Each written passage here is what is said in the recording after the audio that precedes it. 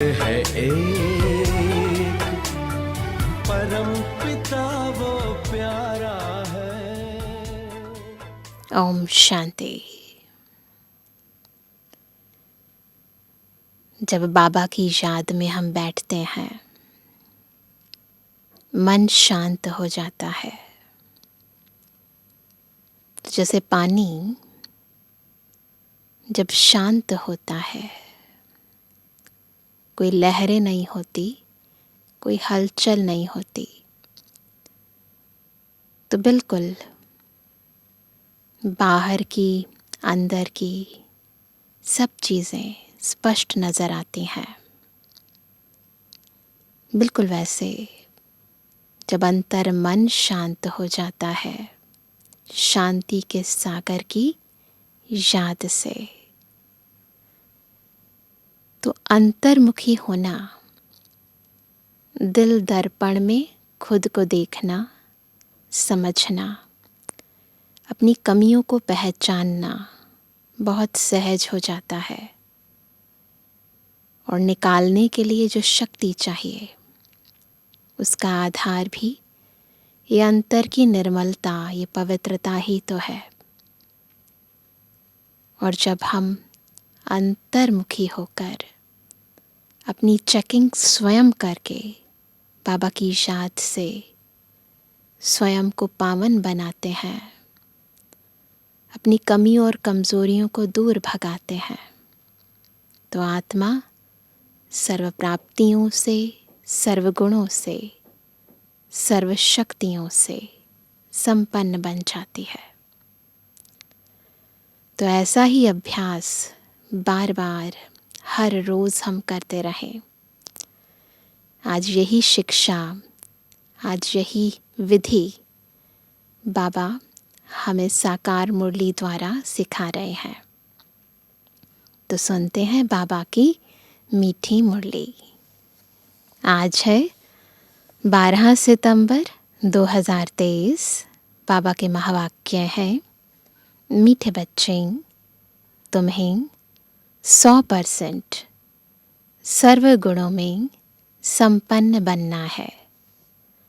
दिल दर्पण में देखना है कि हम कहाँ तक पावन बने हैं। प्रश्न है, तुम बच्चे कौन सा उत्सव रोज मनाते हो?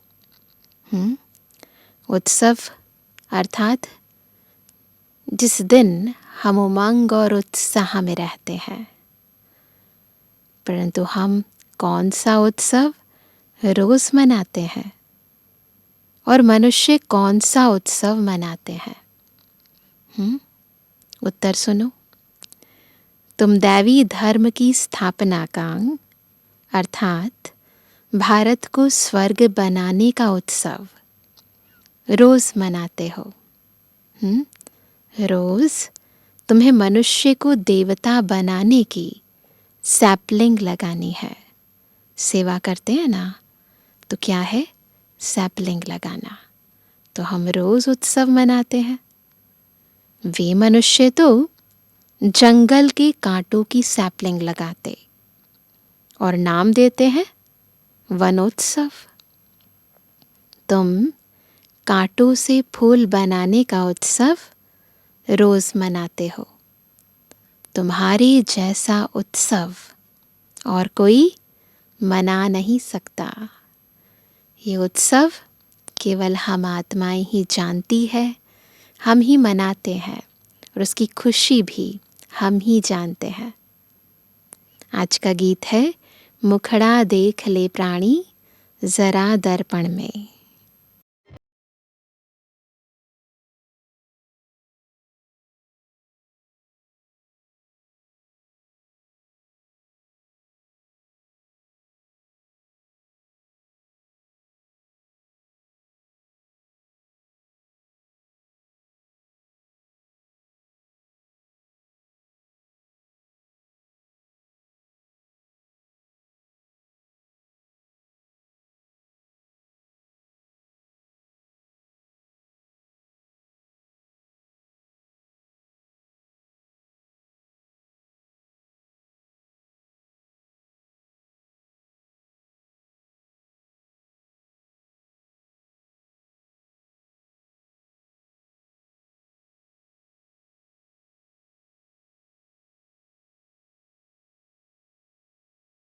शांति। यह किसने कहा? मुखड़ा देख ले प्राणी, किसने कहा? यहाँ तो है ही बाप और बच्चों का सम्मुख मिलन। बच्चों को अब दिव्य चक्षु ज्ञान का तीसरा नेत्र मिला है। किस लिए? देखने के लिए। क्योंकि पतित अथवा पाप आत्माएं तो सब थे। पतितों को पावन बनाने के लिए बाप श्रीमत देते हैं। यह श्रीमत देने वाला कौन है? उनको भी समझना चाहिए। बाबा को भी यथार्थ समझना चाहिए। वही बोलते हैं आत्माओं को। आत्मा जानती है मैंने इस शरीर से अच्छे कर्म किए हैं या बुरे कर्म किए हैं। दिल दर्पण में देखती है मैंने इस शरीर से कैसे कर्म किए हैं। बाबा तुम बच्चों को समझ देते हैं। यह तो ज़रूर है सब पतित थे, ये तो सब जानते हैं। अभी तुम देखो हम कहाँ तक पावन बने हैं। अंतर्मुखी होकर दिल दर्पण में झांको, देखो कि हम कहाँ तक पावन बने हैं और दैवी गुण धारण किए हैं। दैवी गुण धारण कराने वाला है सर्व गुणों का सागर बाप। धारण कौन करा रहा है? सर्व गुणों का सागर शिव बाबा। वह बैठ समझाते हैं। मनुष्य तो गाते हैं मुझे निर्गुण हारे में कोई गुण नहीं। खुद कहते हैं हमारे में गुण नहीं है। अब तुम बच्चों को फिर 100% सर्वगुण संपन्न बनना है। निर्गुण से क्या बनना है ना? 100% सर्वगुण संपन्न बनना है। कहते हैं अपने दिल दर्पण में देखो। जब सर्वगुण संपन्न बनेंगे तभी तुम श्री लक्ष्मी व श्री नारायण को वर सकेंगे। पहले पहले तो बाप का परिचय देना चाहिए। जब हम किसी को समझाते हैं तो सबसे पहले बाबा का परिचय देना है। ऐसा जो बेहद का बाप है, जिसके लिए गाते हैं। क्या गाते हैं? तुम माता पिता हम बालक तेरे, तुमरी कृपा से सुख घने रे। उस परम पिता की बड़ी महिमा है। कहते हैं और क्या महिमा है? शिवाय नमः। अब वह तो स्वर्ग का रचयिता है। ज़रूर हमको बाप से स्वर्ग का वर्षा लेने का हक है। हेवनली गॉडफादर कहते हैं ना। तो फिर जब वो हेवन रचते हैं तो हमको भी हेवन लेने का हक है। बेहद के बाप का वर्षा स्वर्ग की बादशाही है जो हमको देते हैं। भारत को स्वर्ग की बादशाही थी, अभी नहीं है।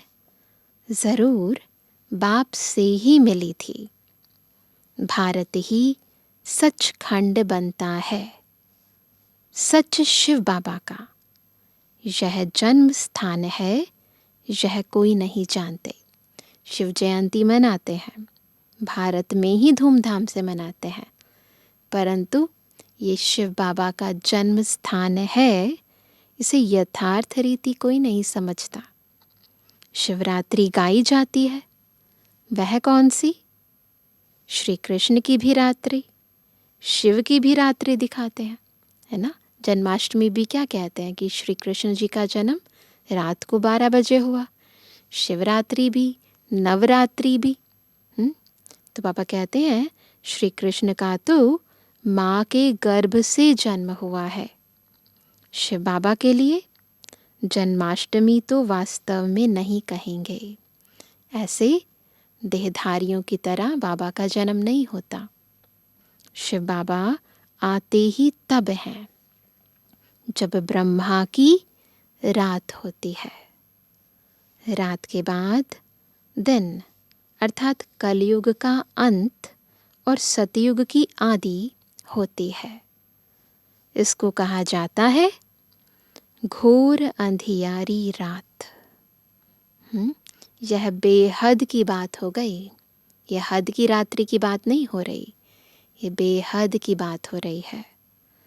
हद की रात तो होती ही है, परंतु कलयुग अंत को घोर अंधियारा कहा जाता है। ज्ञान अंजन सतगुरु दिया, अज्ञान अंधेर विनाश। कौन सा अंधियारा? अज्ञानता का अंधियारा, कलयुग का घोर अंधियारा। तो जब ज्ञान सूर्य प्रकट होते हैं तो यह अंधियारा छट जाता है। सतगुरु ज्ञान सूर्य बाप को कहा जाता है। पहले पहले तो बाप और वर्षे का परिचय देना है।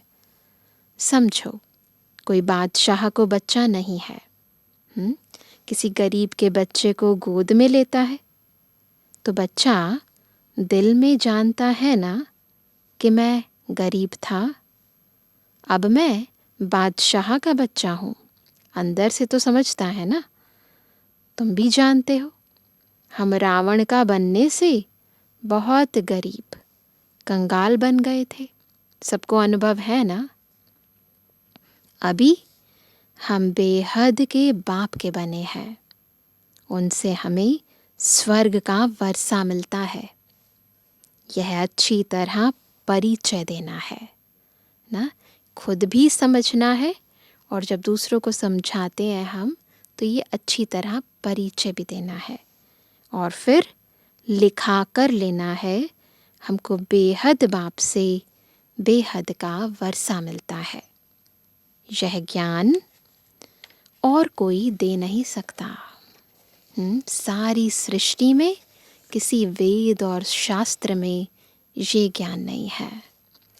सन्यासी तो घर बार छोड़ जाते हैं, वह फिर माँ बाप चाचा मामा आदि कहलाने से निकल गए, खलास, सब रिश्ते नाते तोड़ दिए। यहाँ तो गृहस्थ धर्म की बात है। यहाँ बाबा पवित्र प्रवृत्ति मार्ग स्थापन करते हैं। वह गृहस्थ धर्म का त्याग करते हैं। तुम बच्चों को बाप समझाते हैं। तुम 100 देवी देवता गृहस्थ धर्म में थे, याद आता है? सर्वगुण संपन्न संपूर्ण निर्विकारी थे और तुम स्वर्ग के मालिक भी थे। आत्मा भीतर गहराई में अपने आदि वाले जन्म में चली जाए, फिर पूज्य से तुम पुजारी बन अपनी पूजा भी करते हो। जब तुम पूज्य 100 देवी देवता हो तो तुमको वहाँ पूजा करने की दरकार नहीं है।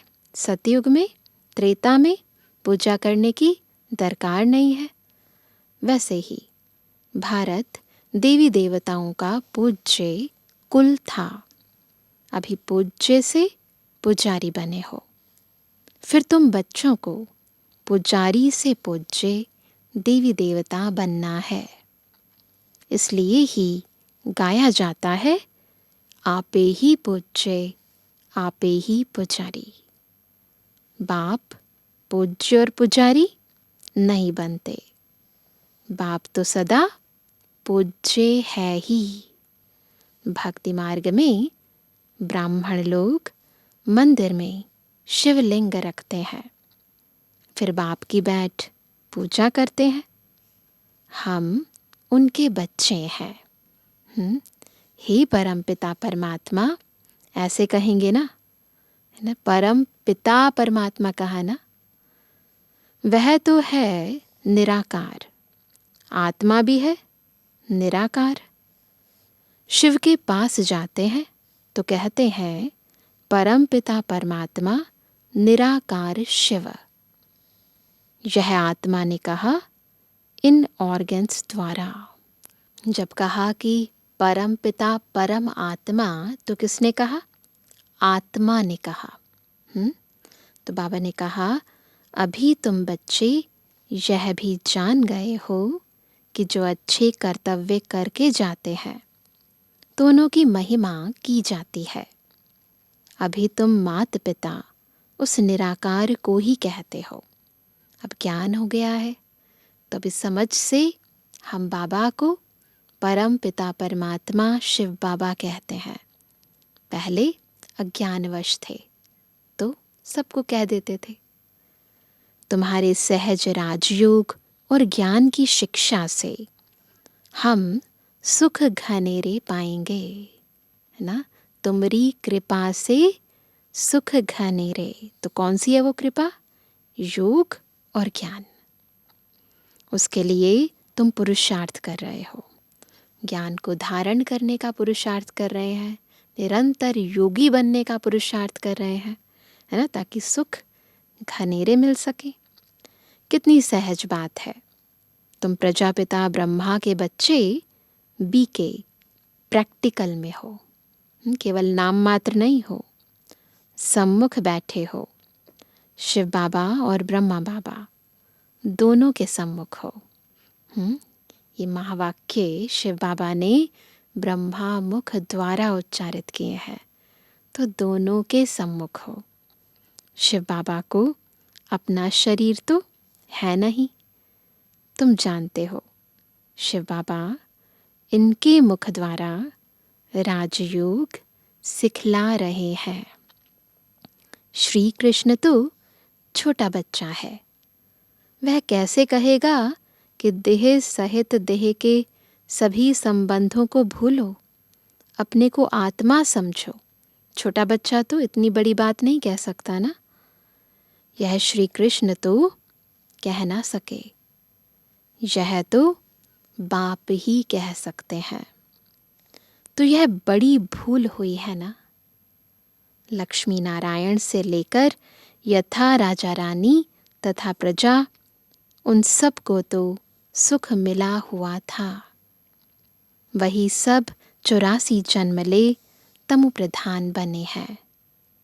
मूल लक्ष्मी नारायण हुए ना।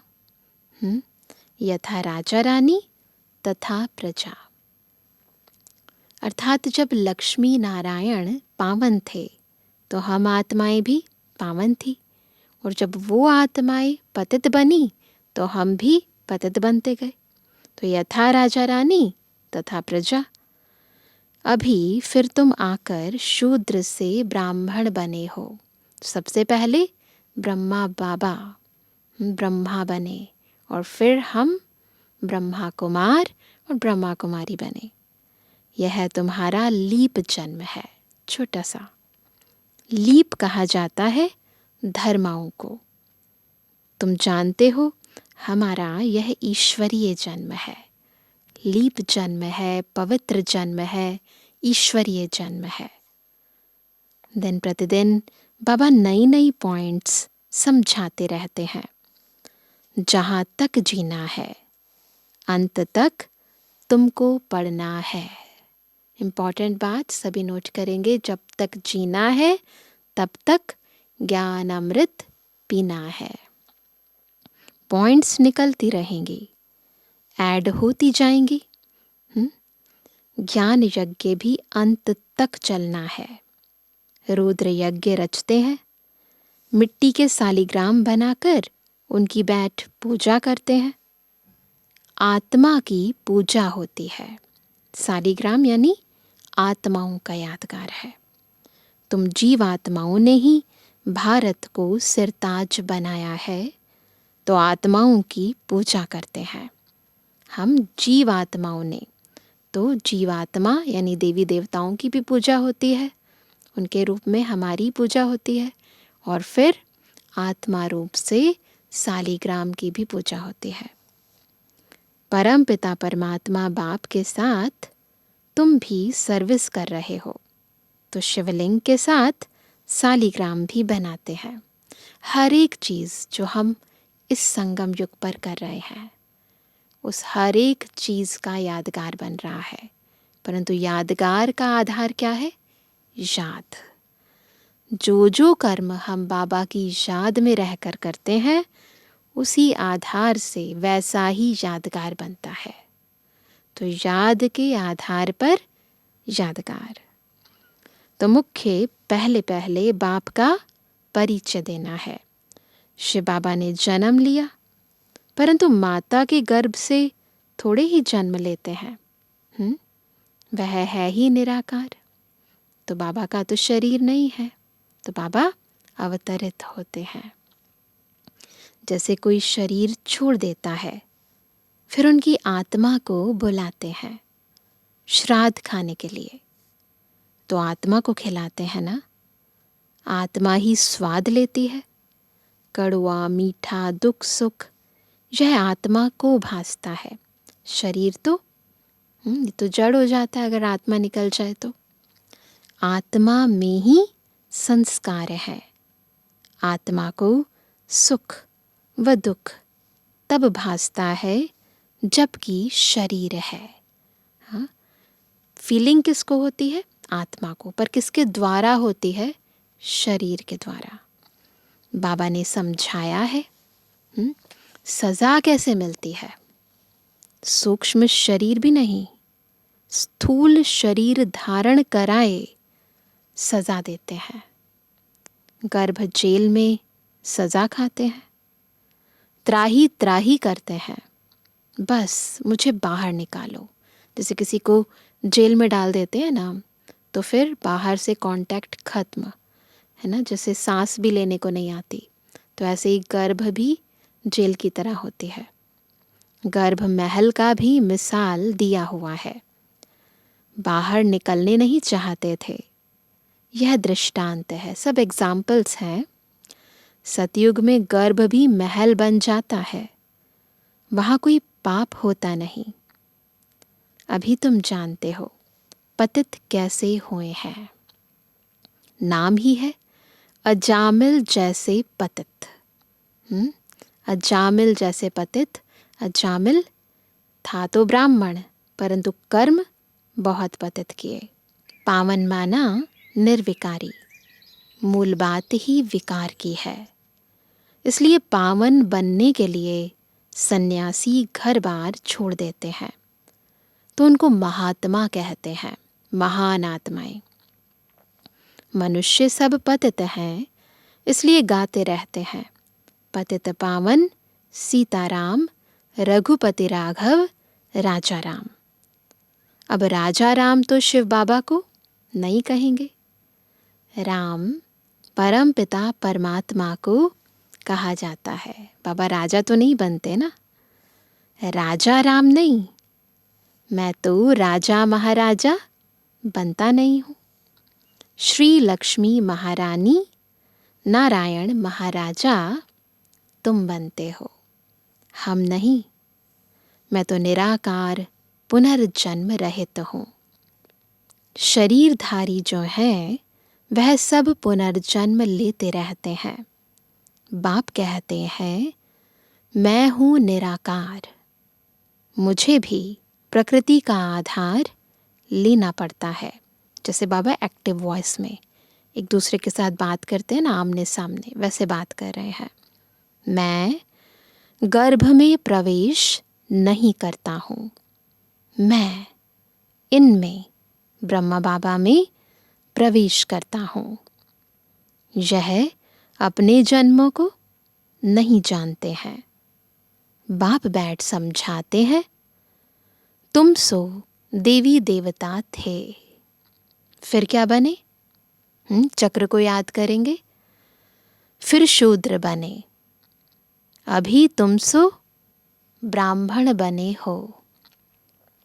मैं तुमको समझाता हूँ, तुम अपने जन्मों को नहीं जानते। जो ब्राह्मण बनेंगे वही आकर समझेंगे। तो बाबा का ज्ञान समझने से पूर्व क्या बनना होगा? ब्राह्मण बनना पड़ेगा। ब्रह्मा बाबा के बच्चे पवित्र ब्राह्मण। बाबा कहते हैं इस प्रकार तुमने 84 जन्म पूरे किए हैं।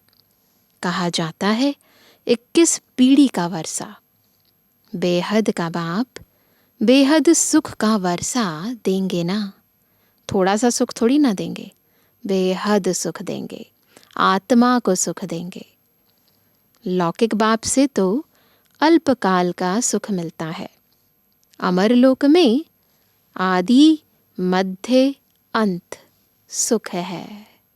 यहाँ तो अभी अभी सुख, अभी अभी दुख, परंतु वहाँ आदि मध्य अंत सुख ही सुख है। यहाँ आदि मध्य अंत दुख है। तुम पार्वतियों को याद रखना, आज का स्पेशल स्वमान क्या है? हम पार्वतियाँ। तुम पार्वतियों को अमरनाथ शिव बाबा अमर कथा सुनाते हैं। हम हैं पार्वतन में रहने वाली सच्ची सच्ची पार्वतियाँ, हम आत्माएं। और स्वयं अमरनाथ शिव बाबा हमें अमर लोक ले जाने के लिए अमर कथा सुना रहे हैं। सत्यनारायण की कथा भी वह सुनाते हैं, तो अमर कथा भी सुन रहे हैं, सत्यनारायण की कथा भी सुन रहे हैं। ज्ञान का तीसरा नेत्र देने की कथा है, तो तीजरी की भी कथा है। भारतवासी सदा सुखी थे, बहुत पवित्र थे। पवित्रता, हेल्थ, वेल्थ थी। कभी कोई बीमार नहीं पड़ते थे। नाम ही है स्वर्ग। भारत प्राचीन स्वर्ग था और कोई धर्म खंड आदि वहाँ नहीं थे। झाड़ का थुर तो होगा ना? थुर में कौन रहते थे? बरोबर देवी देवताओं के चित्र हैं, है ना? थुर में, झाड़ के चित्र में देखे कौन है? देवी देवताओं के चित्र हैं। वह था फाउंडेशन। परंतु अपने को देवी देवता धर्म वाले कहलाते नहीं हैं, है ना? क्योंकि पतित समझते हैं, है ना? खुद को निर्गुण समझते हैं। जब पतित समझते हैं, निर्गुण समझते हैं, तो कैसे समझेंगे कि हमारे पूर्वज देवी देवताएं थे? अभी उन्हों की राजधानी स्थापन हो रही है। तुम सतयुग का, राधे कृष्ण का जोड़ा बन सकते हो। आओ तो हम आपको समझाएं। तो ऐसे प्यार से समझाएंगे ना तो समझ जाएंगे। तुम सच सच स्वर्ग का प्रिंस कैसे बन सकते हो? इस समय तो सब पतित है, तो ऐसे ऐसे करके समझाना है। कोई भी युक्ति से लिख सकते हो। कहते हैं सब धर्म मिलकर एक हो जाए, पॉसिबल है, परंतु ये कैसे हो सकता? एक धर्म तो सतयुग में ही था। एक मत, एक भाषा थी। ताली नहीं बजती थी। वहाँ कोई लड़ाई झगड़ा कुछ नहीं। सब तरफ शांति, सुख, समृद्धि का राज्य था। विश्व के मालिक थे और कोई धर्म नहीं था। वह कैसे बने? फिर और धर्म कैसे आए? यह कोई भी बुद्धि नहीं चलाते हैं। जब बिल्कुल ही पतित बन जाते हैं, तब ही पतित पावन बाप आते हैं और धर्मों की पावन आत्माएं ऊपर से आती हैं। पहले धर्म स्थापक खुद आते हैं, फिर अपने पिछाड़ी औरों को बुलाते हैं, आओ। उनको तो सतो रजो तमो में आना है। जो भी आते हैं सबको सतो रजो से फिर तमो बनना ही है। ये इस सृष्टि का नियम है कि प्रत्येक आत्मा सतो रजो तमो में आएगी ही। परंतु अभी तुम पतित से पावन बनते हो। क्या बनते हैं? पतित से पावन, तमो प्रधान से सतो प्रधान। सब बुलाते हैं, गॉड फादर आओ, आकर के हमको हेवन में ले जाओ। वह हेवन कोई मुक्ति को, कोई जीवन मुक्ति को समझते हैं। तुम समझते हो? हेवन जीवन मुक्ति को कहा जाता है। कहीं तो क्या चाहते हैं कि बस इस जन्म मरण के बंधन से मुक्त हो जाएं, वही उनके लिए स्वर्ग है। परंतु हम यथार्थ समझते हैं कि हेवन जीवन मुक्ति को कहा जाता है। जीवन है, पर सब बंधनों से, विकारों से आत्मा मुक्त है। तुम्हारा सैपलिंग लग रहा है, वह फिर जंगल के कांटों का सैपलिंग लगा रहे हैं। रात दिन का फर्क है। न्यूज़ में आया होगा कि सभी लोग सैपलिंग लगा रहे हैं। उनका भी उत्सव मनाते हैं, वनोत्सव मनाते हैं ना।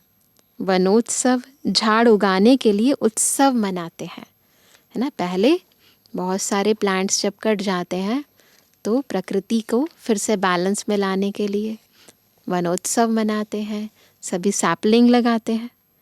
तुम दैवी धर्म स्थापना का अर्थात भारत को स्वर्ग बनाने का रोज उत्सव मनाते हो। कितने सैपलिंग लगाते हैं, कितनों की सेवा करते हैं, है ना। रोज मनुष्य से देवता बनाने का पुरुषार्थ करते हो। हम भी बीज डालते हैं ना। कांटों से फूल बनाना, यह तुम्हारा रोज का उत्सव होता है। बागवान फिर ज़रूर इतना इनाम भी देंगे, है ना। जितने ज़्यादा सैपलिंग लगाएंगे, कांटों से फूल बनाएंगे, फिर बागवान इनाम भी देगा। बच्चों ने गीत सुना। कौन सा गीत था? मुखड़ा देख ले प्राणी, है ना। हे प्राणी, अपने दिल दर्पण में देखो। तुम स्वर्ग के देवी देवता बनने अथवा लक्ष्मी को वरने लायक बने हो, सब चेक करते हैं रोज दिल दर्पण में। कोई भी कर्म करें, अपने आप से प्रश्न ज़रूर पूछ लें कि इन कर्मों से क्या हम अपने लक्ष्य तक पहुंच सकेंगे। कोई अवगुण तो नहीं है। भल तूफान तो खूब आएंगे, माया छोड़ती कोई को नहीं है। बड़े बड़े दीपकों को भी बुझा देती है। उल्टे सुलटे संकल्प तो बहुत वार करेंगे, बाबा पहले से ही बता रहे हैं। मजबूत रहना है, कुछ भी हो जाए मजबूत रहना है। इसमें मुरझाने की बात नहीं है। बाप से योग तोड़ नहीं देना है। इम्पॉर्टेंट क्या है? बाबा से कनेक्शन नहीं तोड़ना है। सबका खेवैया वह बाप है। विषय वैतरणी की बड़ी खाड़ी है। ये खाड़ी विषय वैतरणी की बहुत बड़ी है। उसे तुम योग बल से पार करते हो। कौन सा बल चाहिए? योग का बल। विषय सागर से पार होकर तुम क्षीर सागर में चले जाएंगे। विष्णु का राज्य क्षीर सागर में है। दिखाते हैं ना, विष्णु क्षीर सागर में शेष शैया पर लेटे हुए हैं, अर्थात घी की नदी बहती है। ऐसे कोई स्थूल घी की नदी नहीं बहती, मतलब चारों तरफ संपन्नता ही संपन्नता होती है। यहाँ तो घास लेट की, रक्त की नदियाँ बहती हैं। तुम बच्चे जानते हो, शिव बाबा की श्रीमत से हम शिवालय में जा रहे हैं। ऐसे तो सब बैठे हैं, परंतु मन बुद्धि से कहाँ जा रहे हैं? शिवालय में जा रहे हैं, जहाँ हम सदैव सुखी रहेंगे। तुम सदा सुखी थे, माया ने दुखी बनाया है। गृहस्थ व्यवहार को अधर्मी बना दिया है। वहाँ है गृहस्थ व्यवहार धर्मी। अभी तुमको बाप श्रेष्ठाचारी, दैवी गृहस्थ धर्म वाला बना रहे हैं। पहले पहले मुख्य है बाप का परिचय। तुम बाप का बनने से स्वर्ग का मालिक बन सकते हो। तो सबसे पहले जब सैपलिंग लगाएं तो सबको बाबा का परिचय देना है। यह तो दुख धाम है। तुम स्वर्ग में जाते हो वाया मुक्ति धाम। इसलिए शिवपुरी विष्णुपुरी को याद करो। याद करते करते अंतमति सुगति हो जाएगी।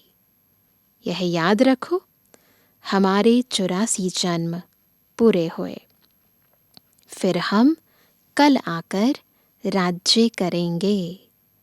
दिल दर्पण में अपनी शक्ल देखते रहो। जब स्थूल में दर्पण देखते हो ना, तो उसी समय दिल दर्पण में भी अपनी शक्ल देखते रहो। कोई अवगुण तो हमारे में नहीं है। तो जैसे दुनिया में सभी गहनों से श्रृंगार करते हैं, वैसे ही अपने श्रृंगार को चेक करो कि मेरे अंदर कोई अवगुण तो नहीं है। वो देखते हैं ना, कहीं मुंह पर कोई दाग तो नहीं है, उसको छिपाना है, कौन से गहने पहनने हैं, क्या कपड़े पहनने हैं, कौन से रंग के पहनने हैं। तो ऐसे ही अपने आप को भीतर से चेक करते रहो कि मुझे कौन कौन से गुण धारण करने हैं, कौन कौन से ज्ञान के पॉइंट्स में अभी मेरे अंदर कोई कमी है, कमज़ोरी है। बाबा की याद निरंतर रहती है, तो भीतर की सब चेकिंग, चारों सब्जेक्ट्स की चेकिंग, जब भी वो आईना देखो, फिर ये आईना देखो, करते रहो। तो पापा कहते हैं, तो दिल दर्पण में अपनी शक्ल देखते रहो, कोई अवगुण तो हमारे में नहीं है। अच्छा, जय बाबा, दादा और मीठी मम्मा का मीठे मीठे सिक्के लदे नंबरवार पुरुषार्थ अनुसार यथा योग बच्चों को गुड मॉर्निंग। रूहानी बाप की रूहानी बच्चों को नमस्ते। रूहानी बच्चों की रूहानी बाप दादा को गुड मॉर्निंग, नमस्ते नमस्ते नमस्ते। धारणा के लिए मुख्य सार। पहला, योग बल से विषय वैतरणी की बड़ी खाड़ी को पार करना है। उल्टे संकल्पों में मुरझाना नहीं है, मजबूत रहना है। दूसरा, पूजनीय बनने के लिए बाप के साथ भारत को सिरताज बनाने की सेवा करनी है। वरदान है, ट्रस्टी बन लौकिक जिम्मेवारियों को निभाते हुए अथक रहने वाले डबल लाइट भवा। क्या वरदान मिला? Double light. परंतु कैसे रहेंगे? जब ट्रस्टी बनकर लौकिक जिम्मेवारियों को संभालते हुए अथक रहेंगे, है ना। अथक रहने के लिए पहले ट्रस्टी बन जाओ। लौकिक जिम्मेवारियों को निभाते हुए सेवा की भी जिम्मेवारी निभाना, इसका डबल लाभ मिलता है। डबल जिम्मेवारी है तो डबल प्राप्ति है। लेकिन डबल जिम्मेवारी होते भी डबल लाइट रहने के लिए स्वयं को ट्रस्टी समझकर जिम्मेवारी संभालो, तो थकावट का अनुभव नहीं होगा। थकावट तन की इतनी नहीं होती, मन की होती है। जब कहते हैं ना, मेरी जिम्मेवारी, मुझे करना है, मेरे बच्चे, मेरी पत्नी, मेरा काम, तो ट्रस्टी नहीं होते, गृहस्थी बन जाते हैं। सब किसका है? बाबा का है। तो सब कुछ जब बाबा का है तो बाबा संभालेगा, तो हम बस निमित्त हैं, ट्रस्टी हैं। जो अपनी गृहस्थी, अपनी प्रवृत्ति समझते हैं, उन्हें बोझ का अनुभव होता है। अपनी गृहस्थी समझा ना, अपनी प्रवृत्ति समझा तो बोझ लगता है। अपना है ही नहीं तो बोझ किस बात का? किसका है? बाबा का है। स्लोगन है, सदा ज्ञान सूर्य के सम्मुख रहो। किसके सामने? ज्ञान सूर्य के सम्मुख रहो, तो भाग्य रूपी परछाई आपके साथ रहेगी, है ना। साथ कैसे रहेगी? भाग्य की परछाई, जब हम सदा बाबा के साथ रहेंगे, बाबा की याद में रहेंगे, बाबा की श्रीमत से हर काम करेंगे। ठीक है ना। तो आज कौन सा होमवर्क करेंगे? बाबा ने शुरू में ही दे दिया, मुखड़ा देख ले प्राणी। तो दिल दर्पण में स्वयं की चेकिंग करेंगे, खुद को देखेंगे, मन को शांत करके अंतर्मुखी होकर अपनी कमी कमजोरियों पर खुद ही वर्क करेंगे। चेक करेंगे, चेंज करेंगे। जिस गुण की कमी है, जिस शक्ति की कमी है, वो बाबा से लेंगे। तो आज बार बार यही अभ्यास करेंगे। चलो बैठते हैं बाबा की याद में।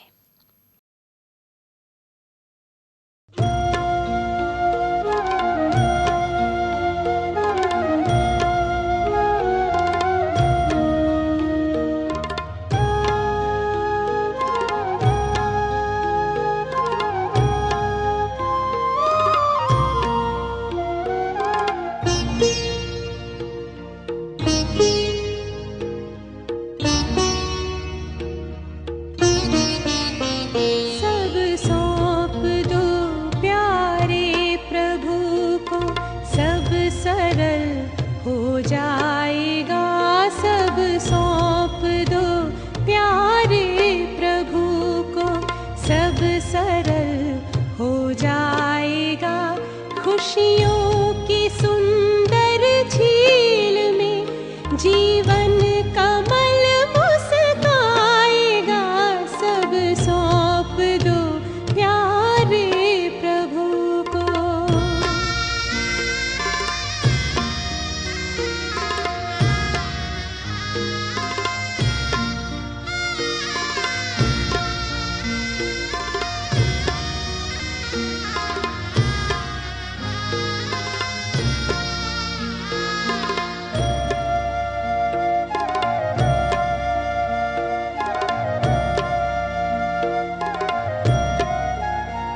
है जो भी तेरे पास सब उसकी